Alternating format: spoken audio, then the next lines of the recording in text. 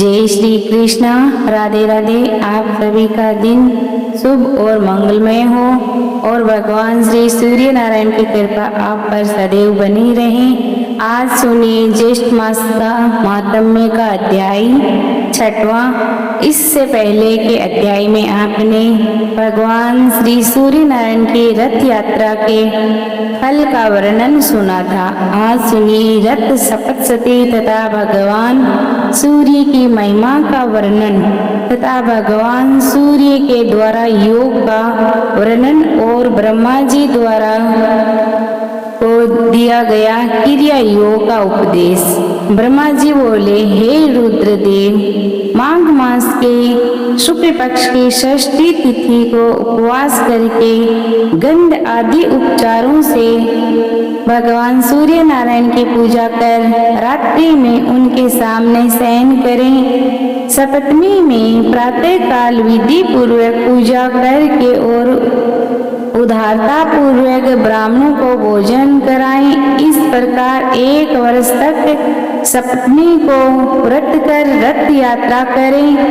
कृष्ण में तृतीया तिथि को एक भुक्त चतुर्थी को नरक के व्रत, पंचमी को अयाचित व्रत, षष्ठी को पूर्व उपवास तथा सप्तमी को पारण कर रथ स्थल भगवान सूर्य की भली भांति पूजा कर स्वर्ण तथा रत्न आदि से अलंकृत पताका आदि से सुसज्जित रथ में सूर्य नारायण की प्रतिमा स्थापित कर ब्राह्मण की पूजा करके उसका दान कर दे। स्वर्ण के अनुभाव में चांदी, ताम्र, आटे आदि का रथ बनाकर आचार्य को दान कर दे। महादेव, यह माघ सप्तमी बहुत उत्तम तिथि है। पापों का हरण करने वाली इस रथ सप्तमी को भगवान सूर्य के निमित्त किया गया स्नान, दान, होम, पूजा आदि सत्कर्म 1000 गुना फलदायक हो जाता है। जो कोई भी इस व्रत को करता है वह अपने अभीष्ट मनोरथ को प्राप्त करता है। इस सप्तमी के महात्म का भक्ति भाव पूर्व करने वाला व्यक्ति ब्रह्म हत्या के पाप से भी मुक्त हो जाता है। सुमितु मुनि कहने लगे, राजन, इस प्रकार रथ यात्रा का विधान बतलाकर ब्रह्मा जी अपने लोक को चल गए और रुद्र देवता भी अपने धाम को चले गए। अब आप क्या सुनना चाहते हैं, ये बताइए। तब राजा शतानीक ने कहा, हे राजन, सूर्य देव के प्रभाव का मैं कहाँ तक वर्णन करूं। उन्हीं के अनुग्रह से युधिष्ठिर आदि मेरे पितामह को भी सभी प्रकार का दिव्य भोजन प्रदान करने वाला अक्षय पात्र मिला था, जिससे वन में भी वे ब्राह्मणों को संतुष्ट करते थे। जिन भगवान सूर्य की देवता, ऋषि, सिद्धि तथा मनुष्य आदि निरंतर आराधना करते करते हैं, उन भगवान भास्कर के महात्म्य को मैंने अनेक बार सुना है, पर उनका महात्म्य सुनते सुनते मुझे तृप्ति नहीं होती। जिनके संपूर्ण विश्व उत्पन्न हुआ है तथा जिनके उदय होने से ही सारा संसार चेष्टावान होता है, जिनके हाथों से लोक पूजित ब्रह्मा और विष्णु तथा ललाट से शंकर उत्पन्न हुए हैं, उन्हीं के प्रभाव का वर्णन आज कर सकता है। अब मैं ये सुनाना चाहता हूँ कि जिन मंत्र, स्त्रोत, दान, स्नान, जप, पूजा, होम, व्रत तथा उपवास आदि कर्मों के करने से भगवान सूर्य नारायण प्रसन्न होकर सभी कष्टों को वितरण करते हैं और संसार सागर से मुक्ति करते हैं। आप इन्हीं उत्तम मंत्र, स्तोत्र, रहस्यमयी विद्या, पाठ, व्रत आदि को बताइए, जिनसे भगवान सूर्य का कीर्तन हो और जीवा धन्य हो जाए, क्योंकि वही जीवा धन्य है जो भगवान सूर्य की स्तुति करती है। सूर्य की आराधना के बिना ये शरीर व्यर्थ है। एक बार भी सूर्य नारायण को प्रणाम करने से प्राणी का भवसागर से उद्धार हो जाता है। रत्नों का आश्रय मेरु पर्वत, आश्रय का आश्रय आकाश, तीर्थों का आश्रय गंगा और सभी देवताओं के आश्रय भगवान सूर्य हैं। मुने इस प्रकार अनंत गुणों वाले भगवान सूर्य के मातम्य को मैंने बहुत बार सुना है। देवगण भी भगवान सूर्य की ही आराधना करते हैं, ये भी मैंने सुना है। अब मेरा यही दृढ़ संकल्प है कि संपूर्ण प्राणियों के हृदय में निवास करने वाले तथा स्मरणीय मात्र से समस्त पाप ताप को दूर करने वाले भगवान सूर्य की भक्ति पूर्वक उपासना करके मैं भी संसार से मुक्त हो जाऊं। सुमितु मुनि ने कहा, राजन, ऋषियों को जिस प्रकार ब्रह्मा जी ने सूर्य नारायण की आराधना के विधान का उपदेश दिया था, उसे मैं सुनाता हूँ। किसी समय ऋषियों ने ब्रह्मा जी से प्रार्थना की, महाराज, सभी प्रकार की चित्त वृत्ति के निरोधी रूपी योग को आपने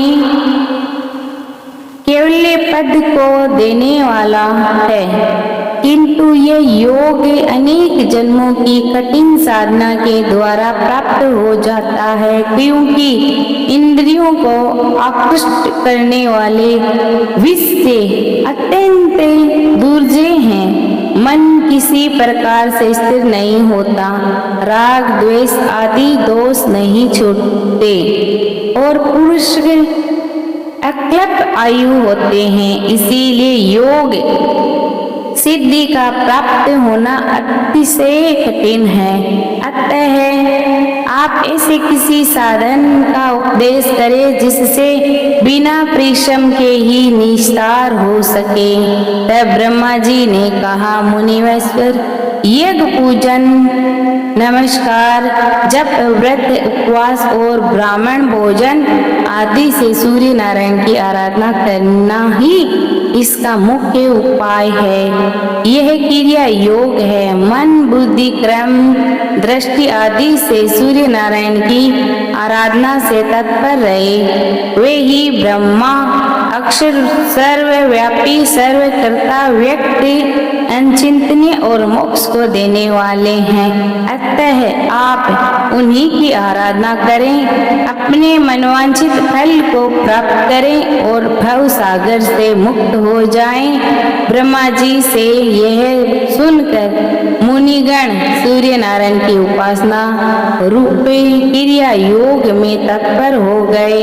हे राजन, विश्व में डूबे हुए संसार के दुखी जीवों को सुख प्रदान करने वाले सूर्य नारायण के अलावा और भी कोई नहीं है। इसीलिए उठती, बैठती, चलती, सोते, भोजन करते हुए सदा सूर्य नारायण का स्मरण करो।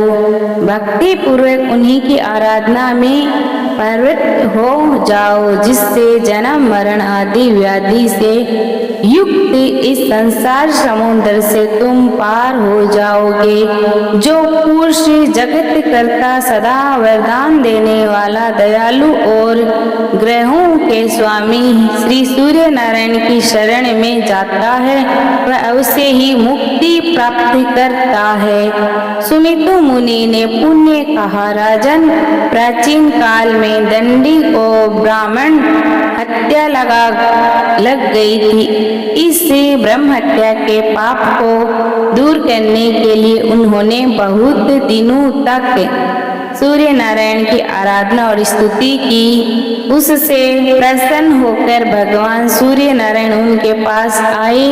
भगवान सूर्य नारायण ने कहा, दिन दिन तुम्हारी भक्ति पूर्वक की गई स्तुति से मैं बहुत प्रसन्न हूँ। तुम अपना अभिष्ट वर मांग लो। तब दंडी कहने लगा, महाराज आपने अपराध कर मुझे दर्शन दिए, ये मेरे सौभाग्य की बात है। यही मेरे लिए सर्वश्रेष्ठ वर है। पुण्यहीनों के लिए आपका दर्शन सर्वथा दुर्लभ है। आप सबके हृदय में स्थित हैं, अतः आप सबका अभिप्राय जानते हैं। जिस प्रकार मुझे ब्रह्म हत्या लगी है उसे तो आप जानते ही हैं। भगवान आप मुझ पर ऐसा अनुग्रह करें कि मैं इस नींद ब्रह्म हत्या से तथा अन्य पापों से शीघ्र ही मुक्त हो जाऊं और मैं सफल मनोरथ हो जाऊं।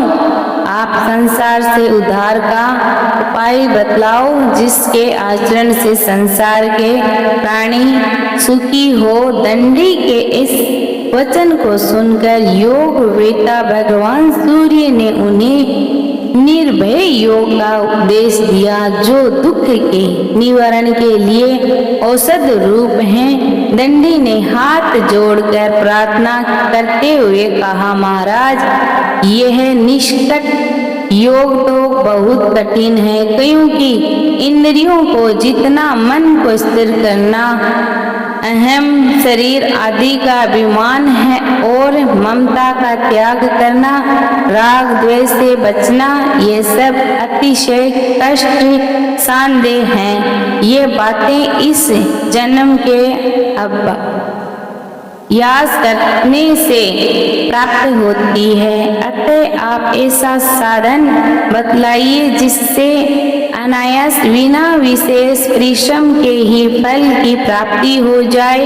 तब भगवान सूर्य नारायण के कहा, गणनाथ यदि तुम मुक्ति की इच्छा है तो समस्त क्लेश को नष्ट करने वाले क्रिया योग को सुनो। पहले मन को मुझ में लगाओ, भक्ति से मेरा भजन करो, मेरे प्राण हो जाओ, आत्मा को मेरे में लगा दो, मुझे नमस्कार करो, मेरी भक्ति करो।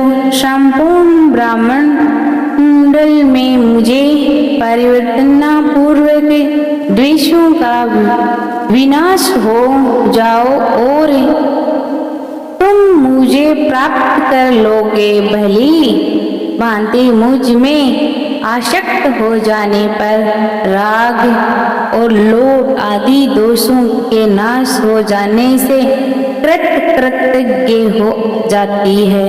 अपने मन को स्थिर रखने के लिए सोना, चांदी, ताम्र, पाषाण आदि से मेरी प्रतिमा का निवारण कराकर या चित्र ही लेखकर विविध उपचारों से भक्ति पूर्वक पूजन करो। सर्वभाव से प्रतिमा का आश्रय ग्रहण करो।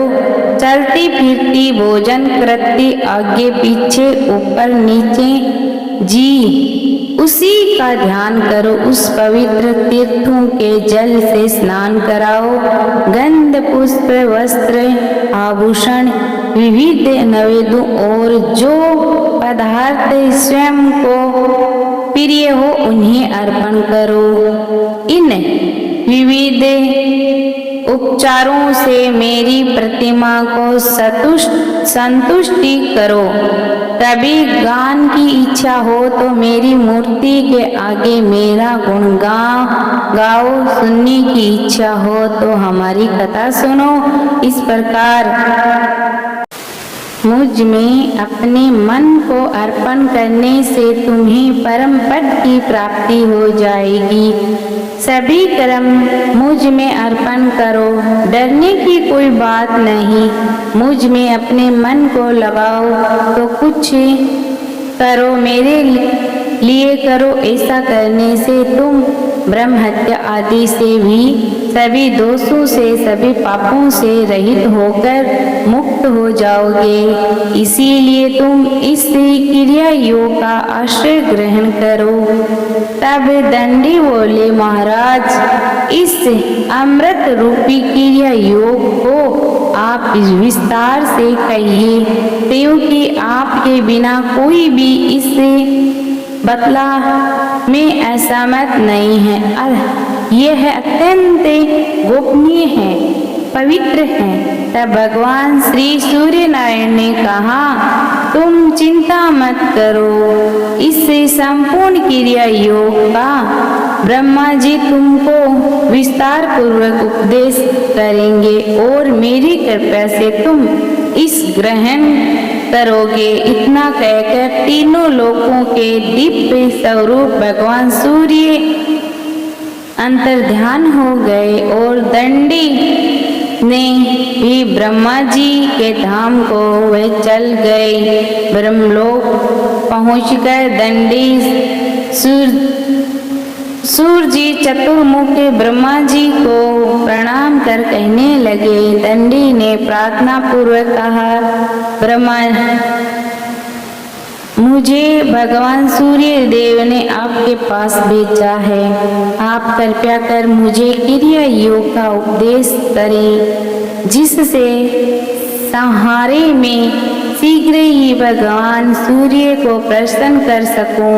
ब्रह्मा जी बोले, गण अधिपति तो नष्ट हो गए, तुम भगवान सूर्य की कृपा पात्र हो।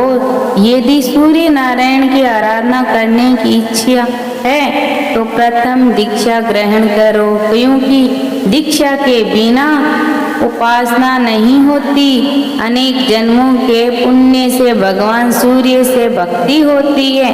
जो पुरुष भगवान सूर्य से द्वेष रखता है, ब्राह्मण तथा वेद की निंदा करता है, उसे अवश्य ही अधम पुरुष से उत्पन्न समझा।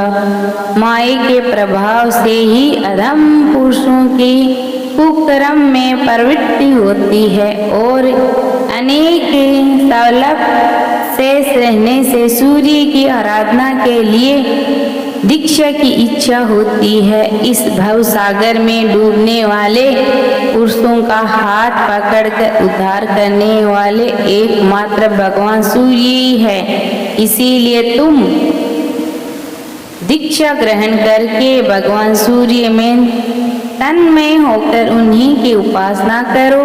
इससे शीघ्र ही भगवान सूर्य तुम पर अनुग्रह करके। तब दंडी ने पूछा, महाराज दीक्षा का अधिकारी कौन पुरुष है? जो दीक्षा ग्रहण करने के बाद क्या करना चाहिए, कृपया आप इससे बताइए। तब ब्रह्मा जी कहने लगे कि दिन दीक्षा ग्रहण करने की इच्छा वाले व्यक्ति को मन, वचन और कर्म से ही हिंसा नहीं करनी चाहिए। सूर्य भगवान में भक्ति करनी चाहिए। दीक्षित ब्राह्मणों को सदा नमस्कार करना चाहिए और किसी से द्रोह नहीं करना चाहिए। सभी प्राणियों को सूर्य के रूप में समझना चाहिए। देव, मनुष्य, पशु, पक्षी, चींटी, वृक्ष, पाषाण आदि जगत के सभी पदार्थ और आत्मा को सूर्य से भिन्न समझकर मन, वचन और कर्म से जीवों में पाप बुद्धि नहीं करनी चाहिए। ऐसा ही पुरुष दीक्षा का अधिकारी होता है। जो गति सूर्य नारायण की आराधना से प्राप्त होती है, वह ना तो तप से मिलती है और ना बहु दीक्षाणा वाले यज्ञों के करने से। सभी प्रकार से जो भगवान सूर्य का भक्त है वह धन्य है। उस सूर्य भक्त के अनेक कुलों का उद्धार हो जाता है। जो अपने हृदय प्रदेश में भगवान सूर्य की अर्चना करता है, वह निष्पाप होकर सूर्य लोक को प्राप्त करता है। सूर्य का मंदिर बनाने वाला अपने 7 पीढ़ी को सूर्य लोक में निवास करता है और जितने वर्षों तक मंदिर में पूजा होती है उतने हजारों वर्षों तक वह सूर्य लोक में आनंद का भोग करता है। काम भाव से सूर्य की उपासना करने वाला व्यक्ति मुक्त हो जाता है। जो उत्तम लेप, सुंदर पुष्प, अतिशय सुगंधित धूप प्रतिदिन सूर्य नारायण को अर्पण करता है वह यज्ञ के फल को प्राप्त करता है। यज्ञ में बहुत सामग्रियों की अपेक्षा रहती है, इसीलिए मनुष्य यज्ञ नहीं कर सकते, परंतु भक्ति पूर्वक दुर्वा से भी सूर्य नारायण की पूजा करने से, यज्ञ करने से भी अधिक फल की प्राप्ति हो जाती है। इसलिए दिंगन, गंध, पुष्प, धूप, वस्त्र, आभूषण तथा विविध प्रकार के नैवेद्य जो भी प्राप्त हो सके और तुम्हें जो प्रिय हो उन्हें भक्ति पूर्वक सूर्य नारायण को निवेदित करो। तीर्थ के जल, दही, दूध, घी, शक्कर और शहद से उन्हें स्नान कराओ। गतिवाद, नृत्य, स्तुति, ब्राह्मण भोजन, हवन आदि से भगवान को प्रसन्न करो, किंतु सभी पूजा एवं भक्ति पूर्वक होनी चाहिए। मैंने भगवान सूर्य की आराधना करके ही सृष्टि की है। भगवान विष्णु उन्हीं के अनुग्रह से ही जगत का पालन करते हैं और रुद्र ने उन्हीं की प्रसन्नता से ही संसार शक्ति प्राप्त की है। ऋषि गण भी उन्हीं की कृपा प्रसाद को प्राप्त कर मंत्रों का साक्षात्कार करने में समर्थ होते हैं। इसीलिए तुम भी पूजन, व्रत, उपवास आदि से वर्ष पर्यंत भगवान सूर्य नारायण की आराधना करो, जिससे सभी क्लेश दूर हो जाएंगे और तुम शांति प्राप्त करोगे। जय श्री कृष्ण। आज के अध्याय यहीं समाप्त होता है। अगले अध्याय में आपको 7वां अध्याय मिलेगा। तब तक के लिए राधे कृष्णा।